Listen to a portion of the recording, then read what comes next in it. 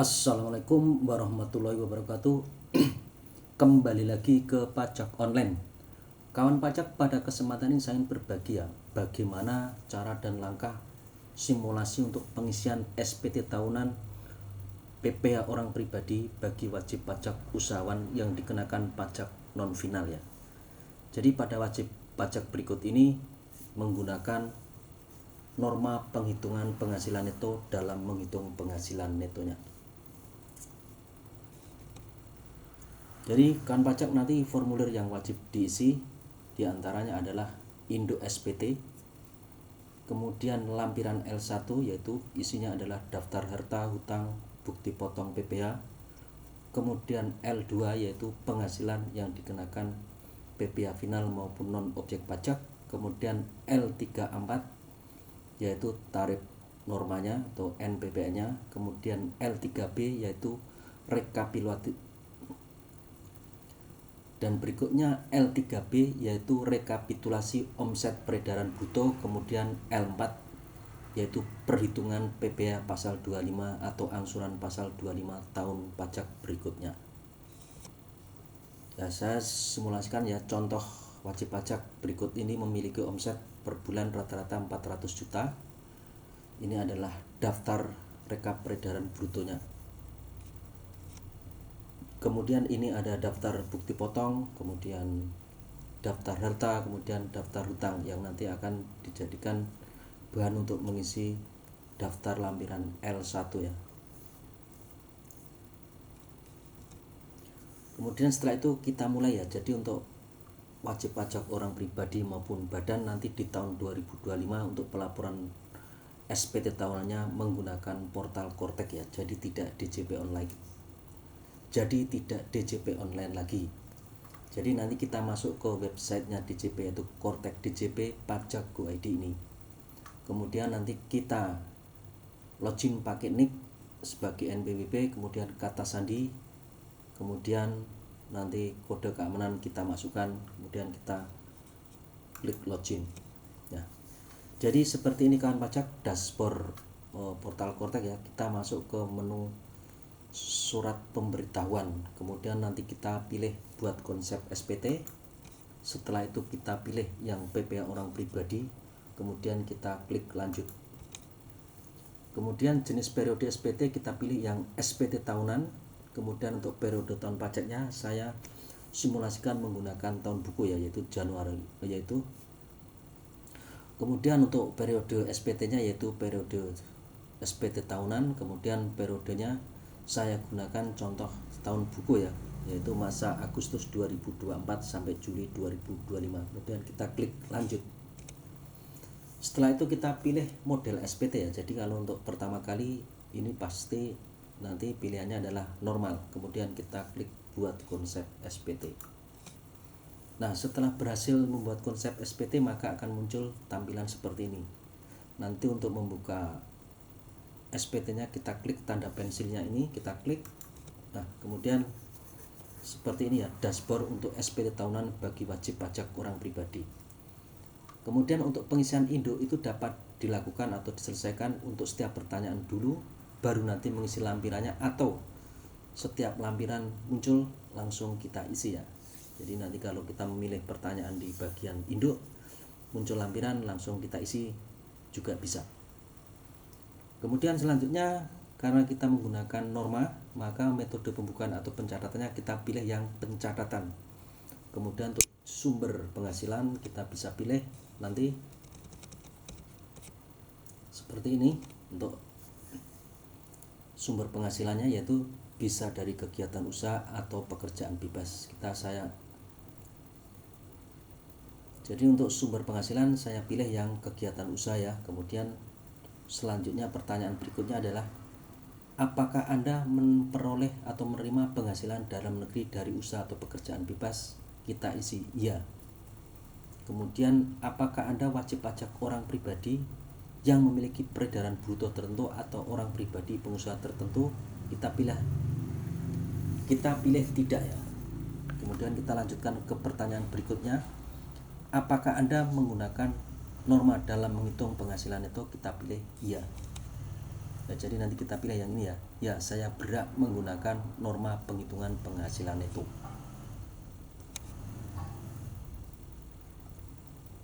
Selanjutnya, apakah Anda menerima penghasilan dalam negeri lainnya? Kita isi aja tidak. Kemudian, apakah Anda menerima penghasilan dari luar negeri? Kita isi tidak. Kemudian yang bagian C untuk PPh terutang. Apakah terdapat pengurang penghasilan neto atau kompensasi kerugian zakat yang dibayar selain yang telah diberitakan dalam formulir bukti potong A1 atau A2? Kita pilih yang tidak. Kemudian kita memasukkan penghasilan tidak kena pajaknya atau PTKP. Kemudian kita masukkan PTKP-nya ya, saya menggunakan status wajib pajak tidak menikah tanpa tanggungan. Jadi kita pilih yang TK 0. Maka akan muncul nilai 54 juta. Kemudian untuk pertanyaan berikutnya, apakah terdapat pengurang PPh terutang? Kita pilih tidak. Kemudian yang kredit pajak, kita isikan pertanyaannya, kita pilih apakah terdapat PPh yang telah dipotong pihak lain? Kita isi ya. Jadi nanti kita masukkan daftar bukti potong yang dipotong oleh pihak lain. Kemudian apakah Anda menerima pengembalian atau pengurangan kredit pajak luar negeri? Kita isi tidak. Kemudian berikutnya untuk bagian H, angsuran PPh pasal 25. Apakah Anda hanya menerima penghasilan teratur dan berkewajiban membayar PPh pasal 25? Kita isi tidak. Kemudian apakah Anda menyusun perhitungan sendiri angsuran PPh pasal 25 tahun pajak berikutnya? Kita isi tidak. Kalau nanti bisa pilih ya, maka akan mengisi lampiran L4. Kemudian apakah Anda membayar angsuran PPh pasal 25 OPPT tahun pajak berjalan berikutnya? Kita isi tidak. Kemudian pernyataan transaksi ya, pernyataan transaksi ini nanti isinya adalah daftar harta akhir tahun, kemudian hutang apabila ada, kemudian apakah Anda menerima penghasilan yang dikenakan PPh final? Kita isi ya nanti ya, kita isikan ya.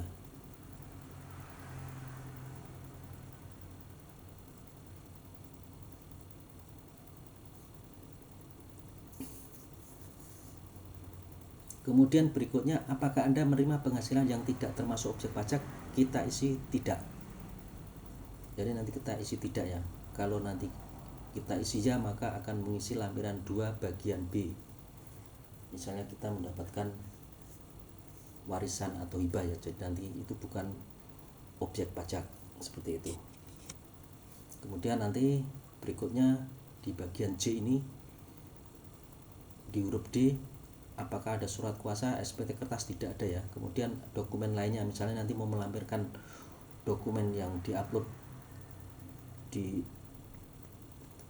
SPT ini, maka kita pilih nanti file yang akan diupload ya dalam bentuk PDF. Kemudian kita centang pernyataan ini, kemudian kita simpan.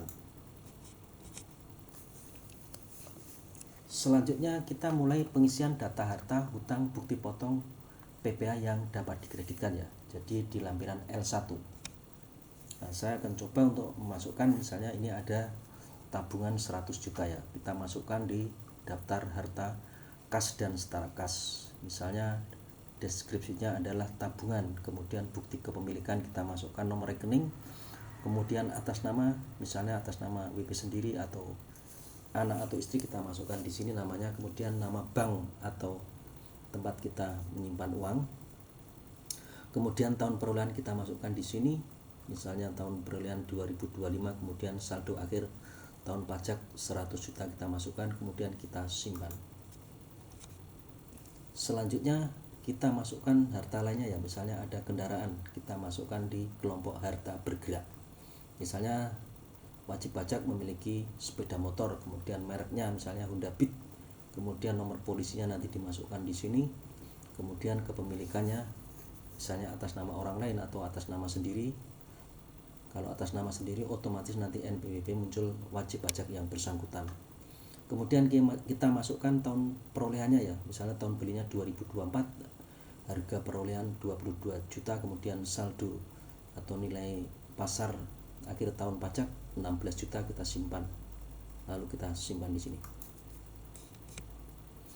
Kemudian untuk harta lainnya misalnya mobil, sama yang inputnya di harta bergerak, dengan data isian yang cara yang sama seperti kita memasukkan data sepeda motor, kemudian kita simpan. Selanjutnya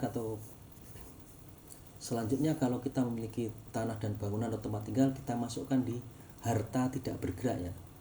Jadi misalnya kita punya rumah atau punya lahan atau punya tanah kosong, tanah pertanian, dimasukkan di harta tidak bergerak. Kemudian kita nanti deskripsinya kita masukkan, jenis tanah dan bangunannya, kemudian lokasi kita masukkan alamatnya ya, biasanya sesuaikan dengan SPPT. Kemudian luas tanah, luas bangunan kita masukkan, kemudian sumber kepemilikan kita nanti tinggal memilih ya, bisa dengan dari hibah atau dari usaha sendiri atau dari sumber lain. Kemudian kita masukkan nomor sertifikatnya di sini. Misalnya saya masukkan NIB 123456. Kemudian tahun perolehannya kita masukkan, kemudian biaya perolehan atau biaya kita mendapatkan kita masukkan di sini, kemudian nilai pasar saat ini ya. Kita masukkan misalnya nilai pasarnya 500 juta, kemudian kita klik simpan. Kemudian untuk harta lain seperti peralatan elektronik, mebel air kita masukkan di harta lainnya. Jadi nanti kita masukkan di harta lainnya, misalnya peralatan elektronik, mebel air seperti itu kita masukkan di harta lainnya. Kemudian kita deskripsinya kita nanti tinggal memilih di sini, sudah ada, tinggal kita milih. Kemudian tahun perolehannya tahun berapa, kemudian biaya perolehannya berapa, kemudian nilai saat ini kira-kira berapa, kemudian kita simpan.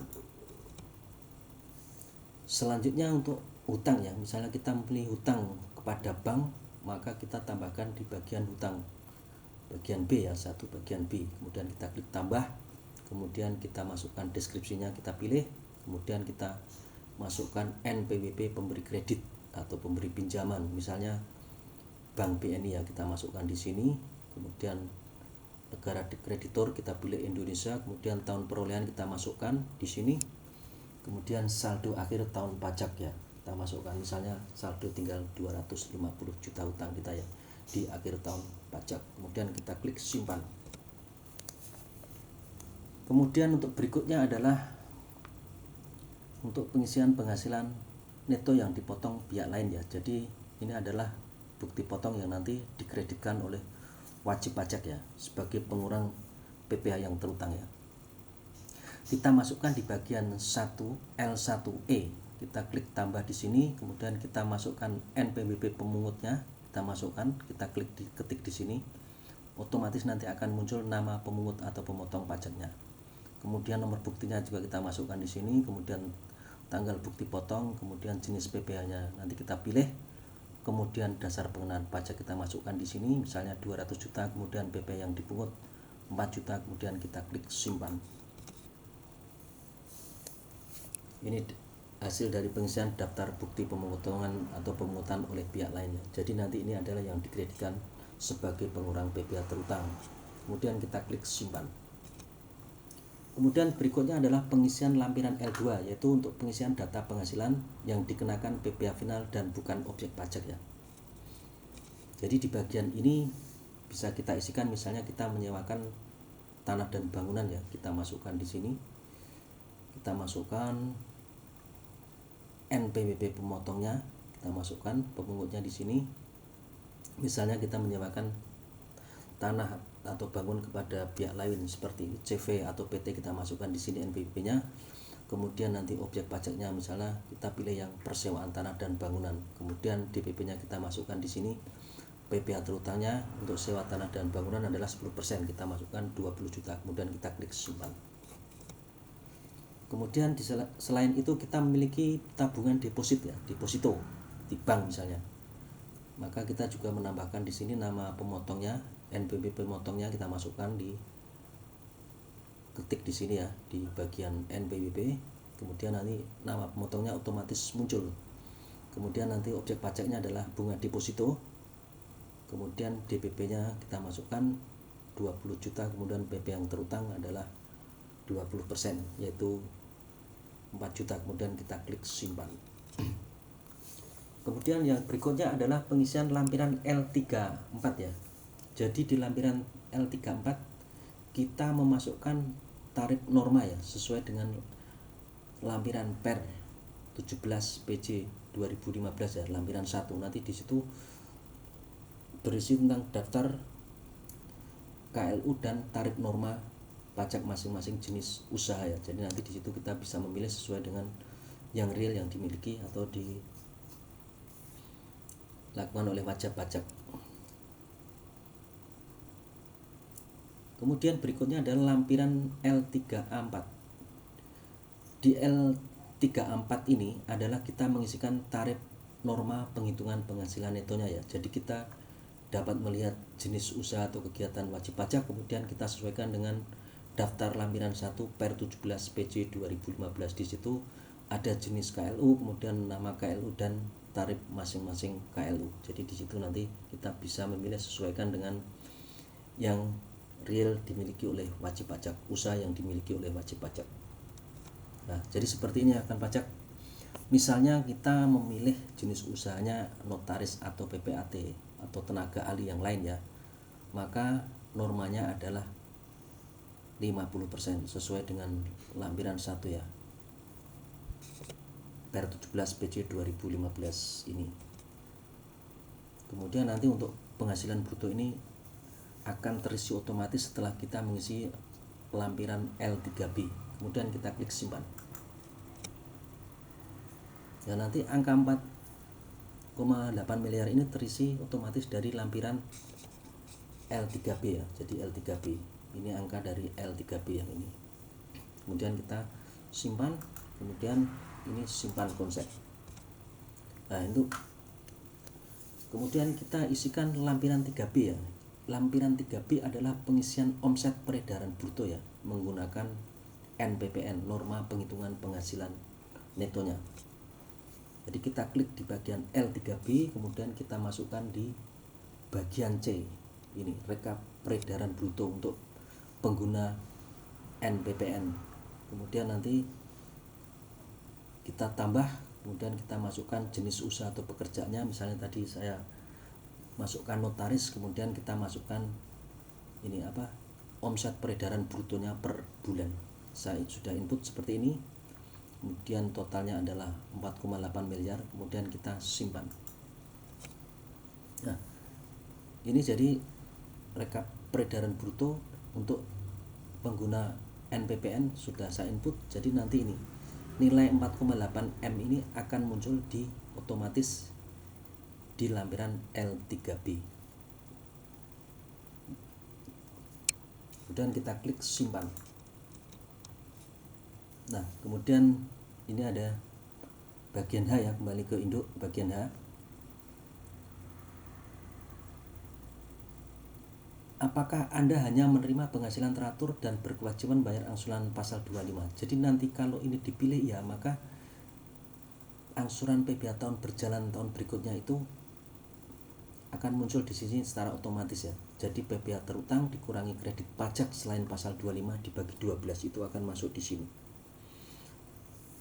Kemudian apabila nanti memilih 13B, apakah Anda menyusun perhitungan tersendiri angsuran PPh pasal 25 tahun pajak berikutnya? Kita pilih ya. Maka nanti kita harus mengisi L4 ya, akan muncul lampiran L4.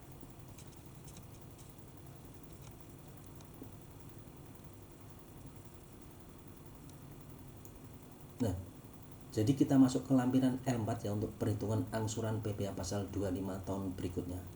Jadi seperti ini kan pajak isinya ya. Jadi nanti penghasilan neto tadi yang omset 4,8 miliar dikalikan 50% tarif norma tadi akan kita tulis di sini 2,4 miliar. Kemudian penghasilan tidak kena pajak atau PTKP-nya TK0 54 juta. Kemudian penghasilan kena pajaknya 2,346 juta. 2 miliar 346 juta. Kemudian PPh terutang akan otomatis ya 647 juta 800 ribu. Kemudian pengurang PPh terutang yaitu dari kredit pajak tadi PPh yang pasal 22 sama pasal 23.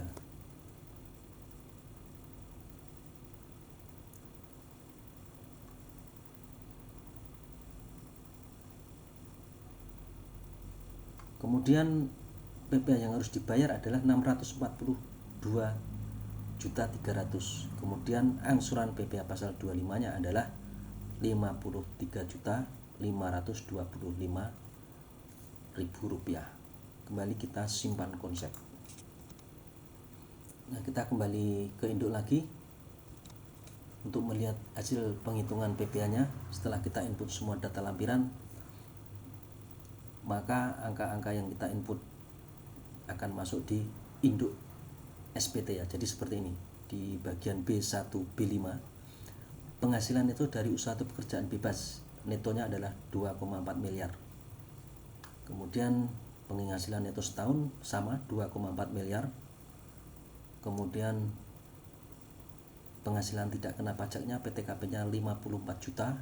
Kemudian penghasilan kena pajaknya 2.346.000.000. Kemudian PPh terutang adalah 647.800.000.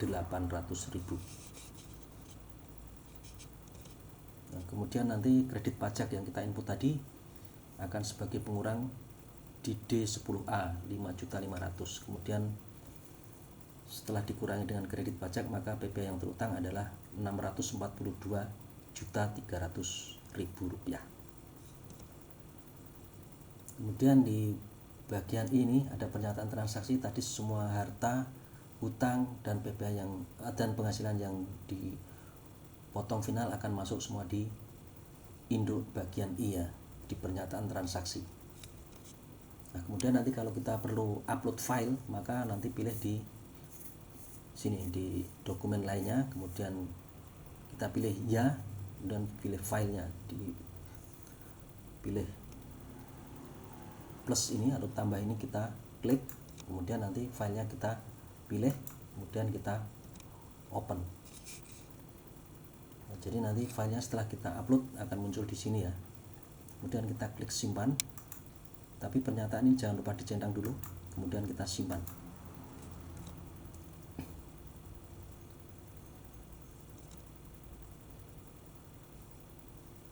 Kemudian saat klik bayar dan lapor muncul pemberitahuan seperti ini ya. Pemberitahuan ini nanti diklik close aja,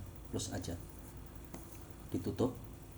Kemudian ini ada pesan, apabila SP tahunan yang sedang Anda sampaikan mendapat izin perpanjangan jangka waktu penyampaian SPT tahunan, apakah Anda akan menggunakan saldo pembayaran yang belum digunakan pada akun deposit ya, ini 411618.200 deposit perpanjangan jangka waktu SPT untuk pembayaran kurang bayar pada SP tahunan. Kita pilih yang tidak. Kemudian setelah itu nanti kita masukkan passphrase dan simpan konfirmasi. Saya akan coba untuk pembayaran PPh yang terutang saya menggunakan deposit ya. Jadi seolah-olah saya sudah menggunakan atau membuat deposit pajak, sudah membayar deposit pajak dengan saldo 1 miliar. Maka nanti setelah kita klik bayar dan lapor, kemudian kita memilih ini pemindah bukuan dari deposit. Nanti kalau kita berhasil, maka SPT akan otomatis terlapor. Nah, ini berhasil, passphrase korek, kemudian penandatangan berhasil. Kemudian kita bisa lihat di dashboard SPT dilaporkan. Jadi SPT sudah berhasil terlapor. Ini adalah tanda terimanya, kemudian ini adalah SPT induknya. Bisa kita download untuk tanda terimanya, kita klik ini. Jadi hasilnya seperti ini. Kemudian untuk nanti induk SPT-nya kita klik yang bagian ini, file PDF ini kita klik, kemudian nanti akan muncul seperti ini. File SPT induk PPh orang pribadi ya. Jadi tampilannya akan seperti ini. Jadi seperti itu kan pajak, bagaimana langkah dan simulasi untuk pengisian SPT tahunan bagi wajib pajak orang pribadi yang menggunakan norma penghitungan penghasilan neto dalam menghitung penghasilan netonya. Terima kasih, semoga dapat bermanfaat. Assalamualaikum warahmatullahi wabarakatuh.